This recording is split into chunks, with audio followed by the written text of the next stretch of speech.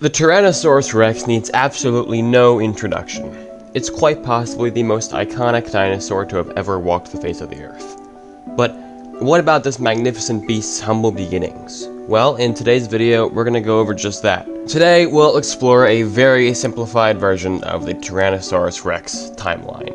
In July of 1874, the first Tyrannosaurus tooth was found on South Table Mountain, located in Colorado.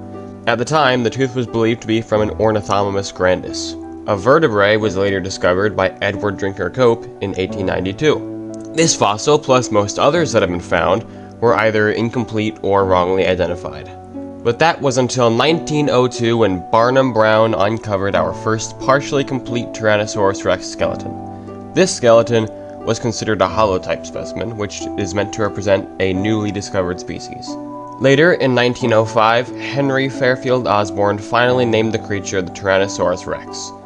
In Greek, Tyrannosaur means tyrant lizard, and rex means king, and therefore, the T-Rex was crowned the king of the tyrant lizards. Throughout the 1900s, Barnum Brown and other fossil hunters continued to discover more fossils and skeletons, leading to an overall more accurate understanding of the anatomy of these creatures. A near-perfect skeleton was found by Brown when blowing away rock with dynamite, revealing the dinosaur.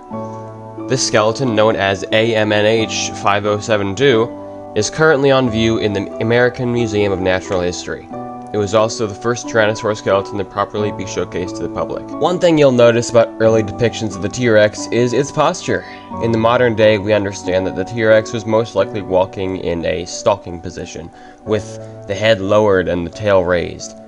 Back when this specimen was first discovered, it was depicted as standing tall and proud, with its head held high, and its tail just kinda sliding along the floor behind it. Even when the Tyrannosaur was originally displayed, there were doubts about this posture, but as far as I know, it was mainly kept that way because the fossil would have been harder to display in its proper position. Now, this is a bit of a time skip, but in 1990, Sue, also known as FMNHPR 2081, was discovered by Sue Hendrickson. Obviously, the specimen was named after her.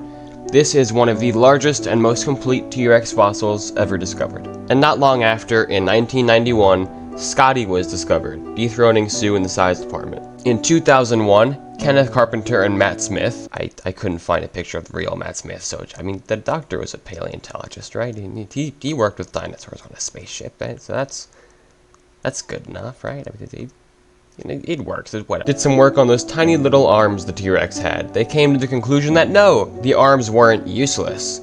While the T-Rex probably couldn't use them to bench press in the gym, they most likely could use them to hold down prey while taking a bite out of them, since those tiny little arms were surprisingly strong. All throughout the 2000s, the feather debate took off. Did the T-Rex have feathers? I don't know. You don't either. No one does. We weren't there. But for a while, it was really beginning to seem very possible because of some findings that came out at the time about similar creatures. Then, we got skin imprints, showcasing nothing but lovely scales. Turns out the T-Rex probably didn't have feathers, but again, we have absolutely no idea.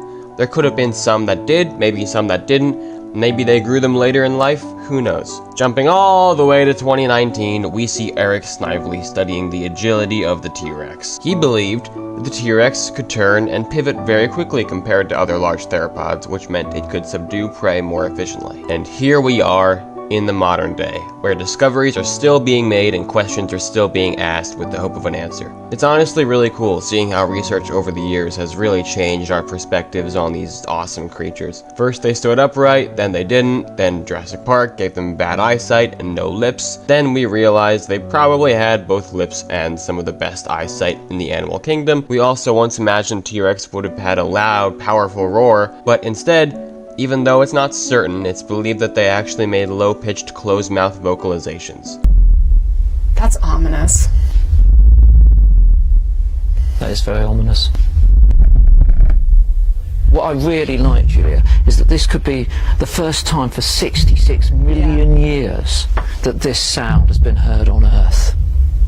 It is pretty incredible. I mean, it's a shot in the dark, yeah, but we are using the evidence that we've got. On the topic of sounds the T-Rex makes, you should check out this video. It's very interesting, very informative, very cool. Point is, we've come a long way, and hopefully we only continue to discover so much more about these incredible creatures that existed so long ago.